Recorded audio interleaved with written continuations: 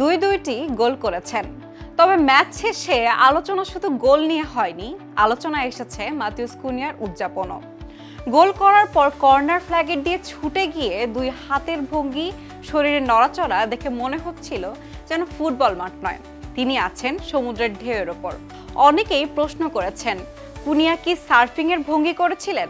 উত্তর হলো হ্যাঁ। এই উদযাপনের পেছনে আছে তার ব্যক্তিগত একটি গল্প। ব্রাজিলের উত্তর পূর্বাঞ্চলের সমুদ্র তীরবর্তী শহর জোয়াও পেসোসায় জন্ম ও বেড়ে ওঠা কুনিয়ার। ছোটবেলা থেকেই সমুদ্রের খুব কাছাকাছি জীবন তার, আর সেই থেকেই সার্ফিংয়ের প্রতি তৈরি হয় ভালোবাসা। আমাদের উঠে দাঁড়াতে হবে, স্পিড, সকল অন্যায়ের বিরুদ্ধে রুখে দাঁড়ানোর এনার্জি পার্টনার। ক্লাব ফুটবলে জার্মানি, স্পেন হয়ে এখন ইংল্যান্ডে খেললেও সুযোগ পেলেই দেশে ফিরে বন্ধুদের সঙ্গে সময় কাটান সমুদ্র সৈকতে। কয়েক বছর ধরেই সার্ফিং তার নিয়মিত শখ, আর এই শখই এখন জায়গা করে নিয়েছে গোল উদযাপনে। গত বছর এক সাক্ষাৎকারে কুনিয়া বলেছিলেন, বন্ধুরাই নাকি তাকে বলেছিলেন গোল করার পর সার্ফিংয়ের ভঙ্গিতে উদযাপন করতে। এরপর থেকেই মাঠে দেখা যাচ্ছে এই উদযাপন। হাইতির বিপক্ষেও তার ব্যতিক্রম হয়নি।